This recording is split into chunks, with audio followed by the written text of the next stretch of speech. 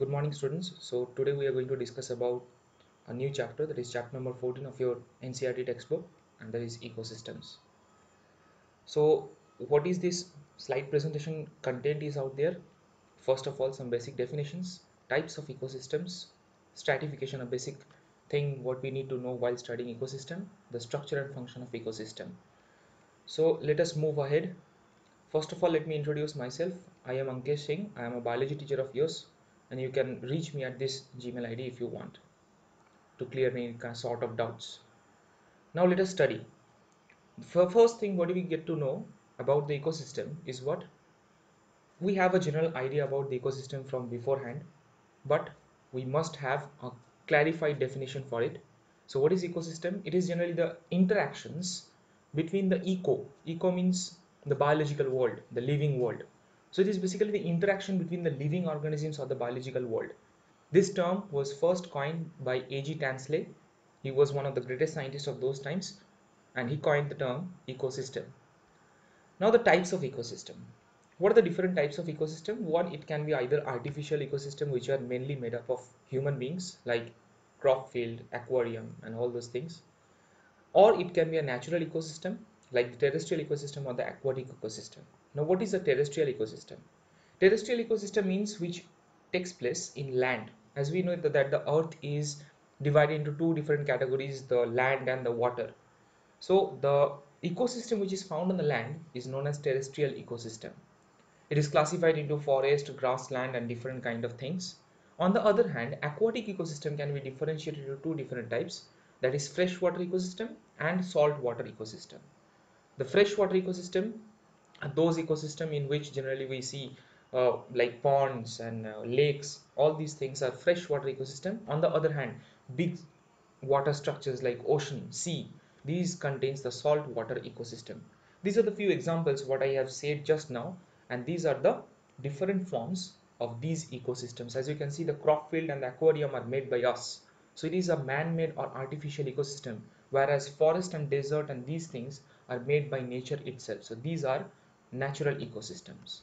Let us move ahead. Here we have the different levels of ecosystem. The vertical distribution of the different species in the ecosystem is known as stratification. Like we know that we have producers, consumers, and decomposers and several other kind of things. When these things are arranged in one platform, when they are arranged one after another, these things are together known as stratification. So in this stratification, when we are discussing about the terrestrial ecosystem, if we imagine a big forest, as I will show you right now, if you see the diagram, in this case, if you see this big diagram, in this case, the plants what you can see in a forest are quite categorized into four different categories. The topmost category is the top trees, then comes the shrubs, then the herbs, and then the grass. So all these things together forms a terrestrial forest ecosystem. Similarly, it goes for different other ecosystems what we have discussed earlier on, like the aquatic ecosystem and others. Now the structure and function of ecosystem.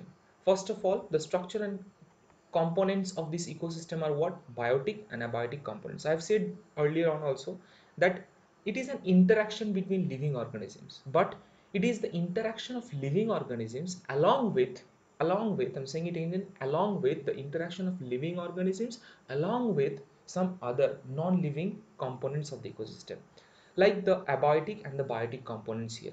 What are the abiotic components? Abiotic components are the non-living components which are used in an ecosystem. Example, air, water, soil. Like we breathe air, right? We take intake water, we live on the soil. That means we have some kind of relationship with air, water, and soil. These components forms the abiotic part of the ecosystem, whereas the biotic component is formed of, we know, producers, consumers, and decomposers. So what are producers? We know very well that the producers are those which produce their own food, consumers are those which consumes the food from others, and decomposers are those which decomposes other organisms when they are dead. Some examples are given here. As you can see, the first category are the plants or the producers which produces the food by the process of photosynthesis. The second category are consumers. They are different types: primary consumer, secondary consumer, tertiary consumer, but broadly the consumers can be divided into herbivores and carnivores. and also omnivores, I must mention here.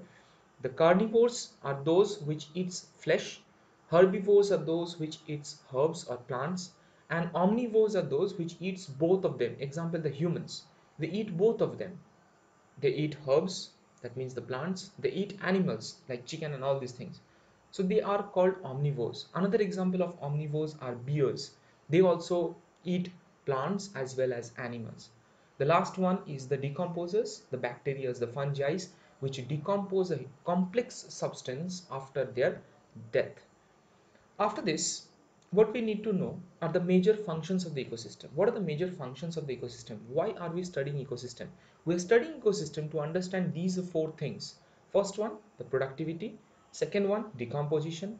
Third, energy flow. And the fourth one is nutrient cycling. We'll discuss about all these four things one by one. Today's topic is productivity. So what is productivity? The rate of biomass production per unit area during a given period of time is called productivity. So what is productivity in regular terms? It is the rate. I guess you're accustomed with this word rate in case of chemistry. You have heard this term rate in case of chemistry. What is this? It is basically the concentration per unit time. So basically anything which is getting produced, it can be identified using this rate.